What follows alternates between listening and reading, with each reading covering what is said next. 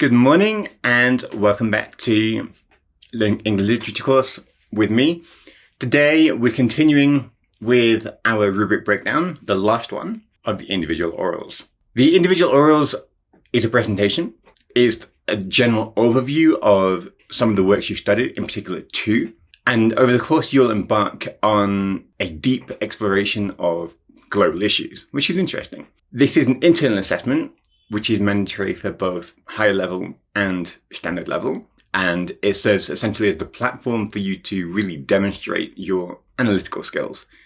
And you'll demonstrate how much you understand the literature that you've studied over the course of these 2 years. It is 15 minutes in total. However, 10 minutes of that is for your presentation of the text, and 5 minutes will be for teacher questioning. It carries a substantial amount of weight, 30% for standard level, 20% for higher level. And it revolves around the central prompt to examine how a global issue of your choosing is depicted through the content and form of two literary works studied over the duration of the course.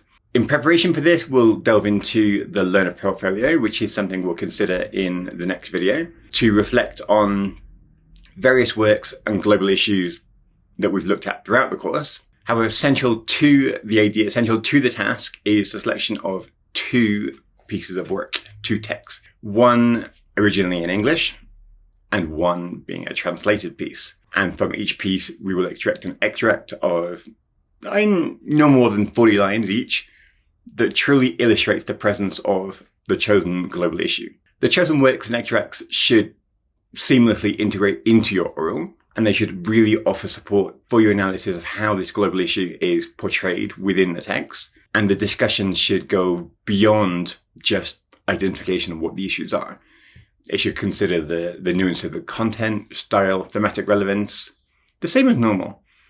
And through deep examination, comparison, and articulation of how the author engages with the chosen issue, and offer insights into their perspectives and the narrative techniques within the text. As you go through the oral, it is imperative to consider the assessment criteria outlined for the task, which is where we'll come in with this video. This criteria will guide the evaluation of your performance. It will emphasize elements of coherence, depth of analysis, engagement with the text. So by familiarizing ourselves with this criteria, we will consider how to structure the orals effectively and how to address the key aspects expected of examiners and your teachers. The internal assessment is marked internally, and then some will be sent off to examiners to ensure that your teachers are on the correct marking scale.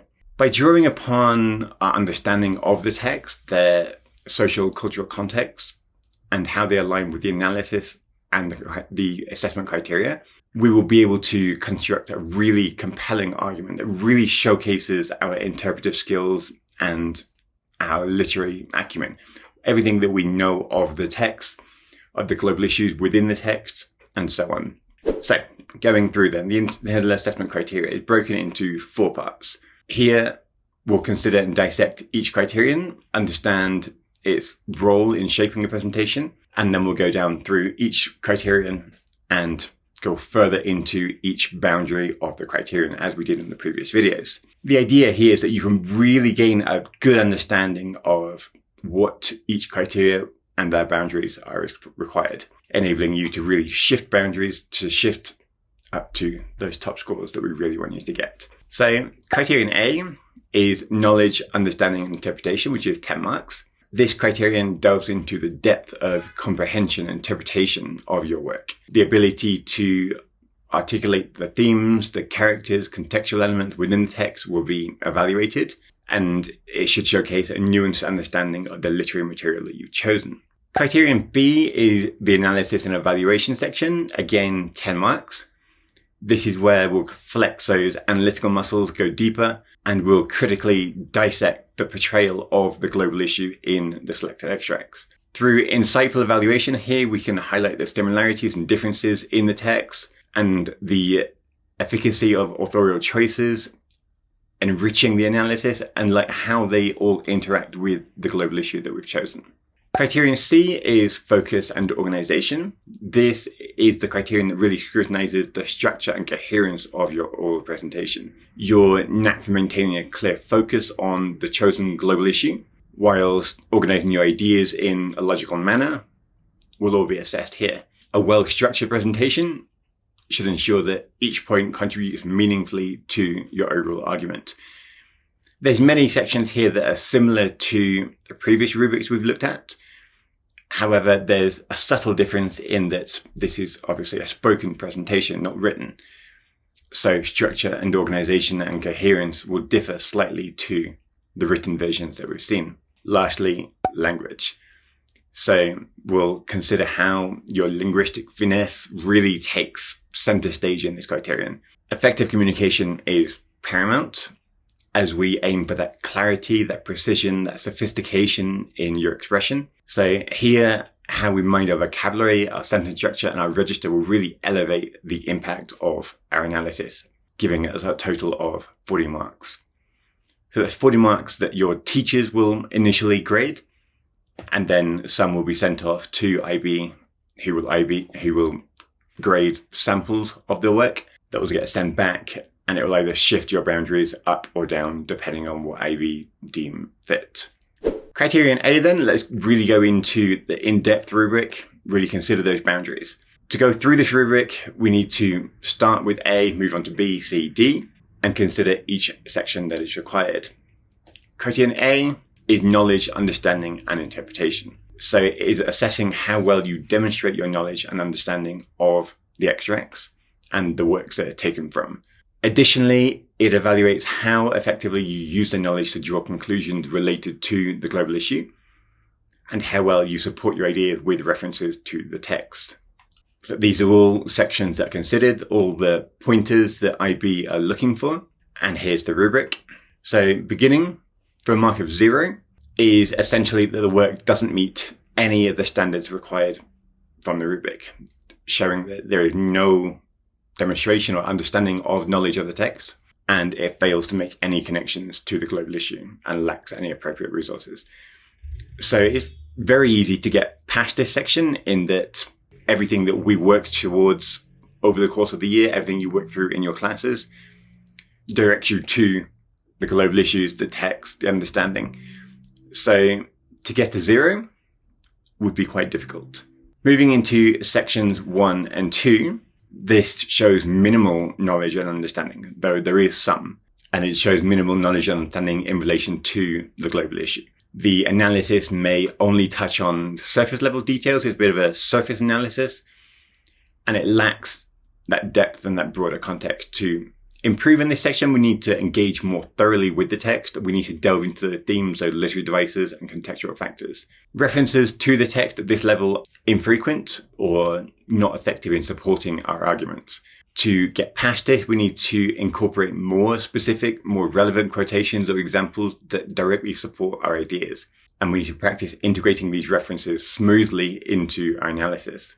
The connections between the extract and the global issue here might be weak or might not be clear enough. So we have to fortify them and articulate how these themes, how these ideas in text relate to the global issue, how they go hand in hand, alongside specific examples to really support that analysis and make the connections more explicit and detailed.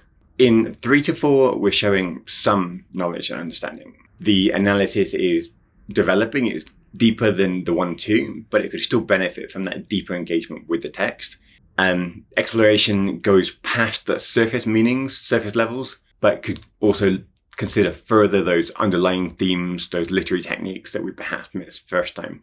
The references here are sometimes appropriate, although not always fully effective. So by selecting these references more precisely, more carefully, and selecting relevant quotations from there allows us to illustrate our points more clearly and integrate those references more seamlessly into the analysis. The connections between the extracts and the global issue are taking shape here. We've gone beyond that surface level, but to enhance them, we could make a more detailed analysis, more explicit, and really considering how specific aspects of the text relate to the global issue and how well they choose evidence to support those points. Next section is points 5 and 6. At this range, our knowledge and understanding of the works are satisfactory. We're hitting that mid-range. So our interpretations of the implications in relation to the global issue are much clearer. Although to reach those higher marks, we need to deepen that analysis by exploring the nuances and considering different perspectives of the text of the global issue. The references that we've chosen here are generally relevant and mostly support the ideas that we've decided to put forward. But we also need to choose examples that are not only relevant, but also particularly insightful, that provide strong evidence for those points. And we need to ensure that those references are more smoothly integrated into our analysis. While the connections between the text and the global issue are much clearer, but they could be further refined. We could take that a little bit deeper. And we provide a sustained and detailed interpretation of how the text relates to the global issue, but we need to take that a little bit further, a little bit deeper, refine it a little bit more, and in doing so, we'll move up to marks 7 and 8. Here we show good knowledge and understanding of the extracts and the works. Our interpretation is sustained and detailed. Yes, there's still room for some refinement. We're still not at that top boundary. So we could look for slightly deeper insights and we consider multiple perspectives on those texts. Our references, however, are relevant and do effectively support ideas. To improve this section, we could select examples that are particularly insightful or ensure that they really enhance those arguments and integrate those references seamlessly into our analysis. The connections between our text and the global issues are clear and detailed here, and we could strengthen them further by really providing a really persuasive interpretation of how the texts relate to the global issue and how we could use specific examples to support those points and really explain their significance compellingly. We achieve that. We hit that top boundary, which really demonstrates excellent knowledge and understanding. And the interpretation here is clear, it's persuasive, it really shows a deep engagement with the material that we've chosen, alongside references that are meticulously chosen and seamlessly integrated into our analysis. And they provide really strong evidence and really effectively illustrate our arguments. Here, we're showing that our references are always relevant. They're carefully selected. They make our points perfectly, leading to a perfect, coherent overall argument. The connections between the text and the global issue here are clear, detailed, and compelling, and they provide a really persuasive interpretation of how the text relate to the global issue, using specific, obvious examples to support our analysis. So in section A, there's 0 to 10 marks each, and to get from the first marks in point 1 and 2 to 9 and 10, we can see it's not that difficult. It's not that difficult to include things, get things down, and move boundaries and change those boundaries. Moving on to Criterion B then, the analysis and evaluation section. This evaluates how well we use our knowledge and understanding of each extract and their associated works to analyze and really evaluate how the authorial choices present the global issue.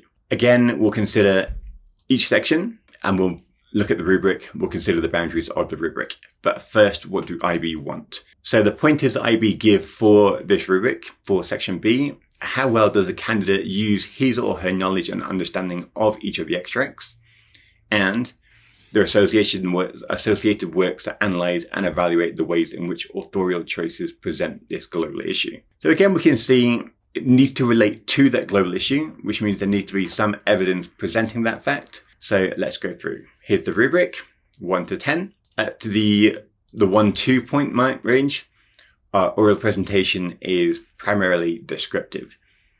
This indicates that we are summarizing the extracts rather than analyzing. The authorial traces, such as language use, structure, literary devices, are seldom identified in this section.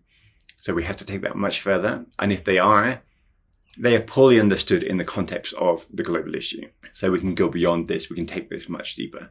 To improve this section, we need to identify specific authorial choices within the text. For example, look at how the author uses, say, imagery, tone, or narrative perspectives, and explain why these choices are significant, how they contribute to presenting the global issue. We need to practice moving beyond that description by linking these choices directly to the themes and messages of the text.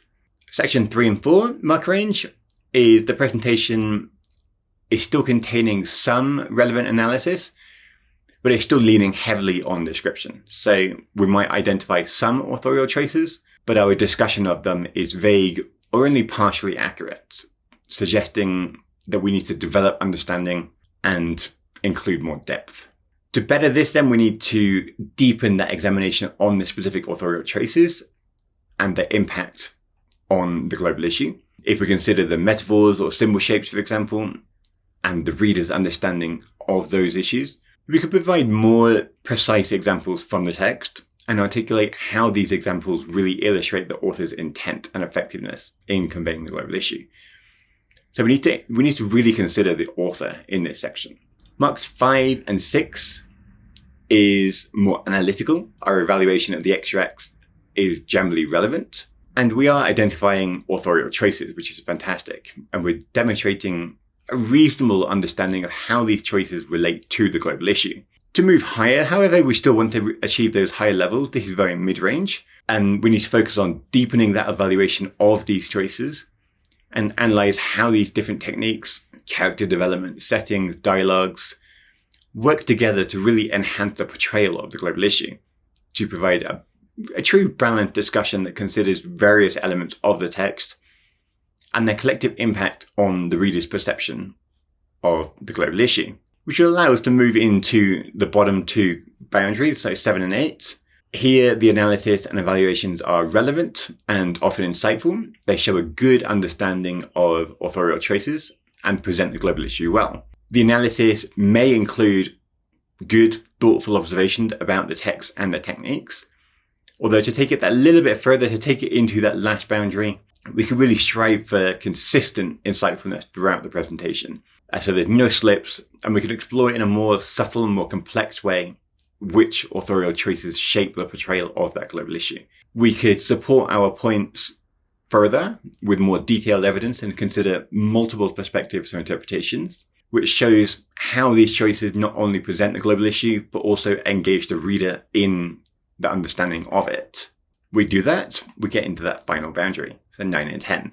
At the 9-10 mark range, our analysis and evaluation are fantastic. That is the pinnacle of evaluation. They are relevant and highly insightful. This one shows that we have really demonstrated a thorough and nuanced understanding of how authorial traces are used to present our global issue, and our discussion reflects a deep engagement with the text and a really sophisticated grasp of that material. To maintain this high standard, we need to continue with those deep analysis into the text, highlighting those intricacies of the author's techniques, discussing their implications, and ensuring that our analysis right the way through is consistently linking to authorial choices, to the overarching themes and messages, and really considering the text from various different angles and how that contributes to a complex and layered presentation of the global issue.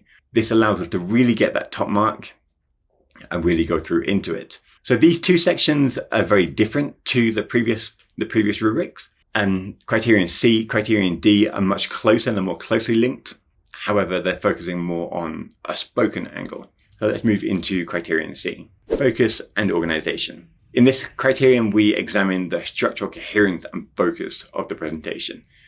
It's not just about delivering that information, but about how well we maintain a clear and balanced and well-organized discussion. So, considering again what the IB require, they mention how well does a candidate deliver a structured, well-balanced and focused oral, and how well does the candidate connect ideas in a cohesive manner.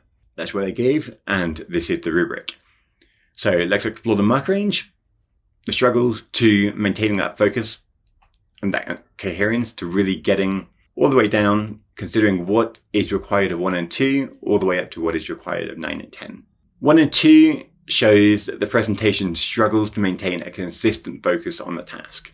This is evidencing that we may find it difficult to articulate our points cohesively, or is resulting in ideas that feel a little bit disjointed or disconnected. Transitions between our topics here may be somewhat abrupt or unclear, which contributes to that overall lack of coherence, that lack of flow. So here there may also be an imbalance in how we address those extracts and those works, which hinders further the clarity of our presentation. To get past this, however, it's not the end of the world. We can improve. So we need to focus on honing those abilities to stay on topic and ensure that our discussion flows logically from one point to the next. And we need to work on establishing those clearer connection between ideas, to really strive for a more balanced treatment of the extracts and the works, to enhance that overall coherence of the presentation. Section 3 and 4 is where our presentation occasionally manages to focus on the task, but there are noticeable lapses. So while we may touch upon some of the required points, there's still some inconsistencies in how effectively we maintain this focus. Our ideas here are somewhat disconnected, leading to a lack of coherence in the overall discussion. And again, there's still an imbalance in how we treat those extracts and those works, which further affects the clarity of the presentation. To enhance this, we need to, again, aim for that greater consistency in maintaining our focus throughout the presentation, and really work on refining those connections between ideas to ensure a smoother flow of discussion and really striving for a more balanced treatment of the extracts, working towards improving the overall coherence. Lead into 5 and 6. At this level, our presentation generally maintains focus, so we have broken that boundary. There may still be some occasional lapses, but we're addressing the required points adequately. Yes, there's still room for improvement in coherence, and connections between our ideas are logical, but there may be some inconsistencies that impact the clarity of the presentation. Past this, to move into those stronger boundaries, we could aim for greater clarity, greater consistency in maintaining focus, and refine our connections further to ensure a smoother flow of discussion, and whilst also working on achieving a more balanced treatment of the extracts and the works to enhance that overall coherence. Leads us into 7 and 8. Here, the presentation maintains a mostly clear and sustained focus of the task. We are offering a balanced treatment of the extracts and the works, which results in a good, coherent discussion. And our ideas are logically connected, although there's still potential for further refinement. To get past this, to move into those last boundaries, we really need to focus on maintaining that consistent clarity and ensuring that all our ideas seamlessly connect. We get past this, we could strive for a more nuanced understanding of the extracts and the works. Refining those connections between ideas to elevate that overall coherence and effectiveness would move us into boundaries 9 and 10. This is the highest level, the level that we would always like to achieve, and it shows that our presentation, our discussion has maintained a clear and sustained focus throughout, and it demonstrates a mastery in balancing the treatment of those extracts and those works, resulting in a really truly coherent discussion. In this top boundary, we show that our ideas really flow logically and convincingly, which showcases a really deep understanding. So we need to maintain this right the way through the presentation, right the way through from A to B. And as such, we need to maintain a true high standard. We need to make sure that we have refined our approach to ensure all aspects consistently contribute to the overall coherence and effectiveness. We need to continuously seek the opportunities for those deeper insights, those deeper connections between the ideas. And we need to make sure we consistently demonstrate a thorough understanding of the material and how it enhances the overall quality of the point we're making. We maintain this consistently, we keep this throughout, we've achieved that 9-10 graduate. So let's move on to last section then, Criterion D, language. Here, as with the previous criterions, language is the conduit through which ideas are transmitted, making clarity, precision, and variety essential. Components of effective communication is in the way that we mix up our vocabulary, we mix up our sentence structures. We really use a variety of structures and language because that's what we would do in everyday speech. We need to maintain this throughout the presentation and ensure that we consistently use this throughout the presentation also. The points that IB make then are how clear, accurate, and effective is the language, and that's our rubric. So here we'll look at the linguistic proficiency shown throughout the presentation and how well you wield language to articulate those thoughts to me, to your teachers, to IB. So again, we'll explore each mark range to really show and unravel the intricacies of the language and the mastery that we need to get from 1 and 2 all the way to 9 and 10. 1 and 2 then is where our language lacks clarity and accuracy. This hinders effective communication and errors are prevalent throughout, which impedes the understanding of the message. On top of this, the choice of vocabulary and the sentence structure may be imprecise or inappropriate to the task, which detracts from the overall effectiveness of the delivery. To get past this, we need to focus on refining those language skills and paying close attention to accuracy and appropriateness in both vocabulary and syntax. We need to eliminate those errors, and we need to ensure that the language enhances rather than detracts from your presentation. For marks 3 and 4, the language generally conveys the message, but it is marred by occasional errors that impede communication. Here, vocabulary and sentence structure may lack precision, is well on the way, but this lack of precision could lead to some misunderstanding. Alongside certain elements of style, tone, or rhetorical devices might not align well with the task, which again diminishes the impact of the message of the delivery. To enhance this, we could strive for, again, that greater accuracy, that greater clarity, and really work on refining the vocabulary and sentence structure to minimize those errors, which would allow us to ensure that our language effectively supports our message. This then takes us into the middle boundary. Here, the language is clear and it generally facilitates communication. It may, however, still lack some variety and may lack some sophistication, but it's getting there. Errors still exist, but they don't significantly hinder that understanding. That said, vocabulary and sentence structure may still be somewhat simplistic, somewhat repetitive. And some elements of the style may not be entirely appropriate to the task, and they may not greatly enhance that delivery. We need to break that and improve on focusing on diversification of language use by incorporating a wider range of vocabulary and using a wider range of sentence structures. At this point, we should be beginning to experiment with different elements of style to add depth, to add nuances to our presentation, to enhance its overall impact. If we can do that, we can move into the 7 and 8 boundary. Here, our language is clear, accurate, and varied. It does contribute to effective communication. It gets a message across well. There may still be some occasional errors, but these don't detract significantly from the understanding. And vocabulary and syntax are appropriate and diverse, which enhances that richness of the presentation, makes it interesting, makes listeners want to listen. Elements of style, such as tone or rhetorical devices, align well with the task, so that's a plus, as these really enhance the overall effectiveness of the message you're trying to make.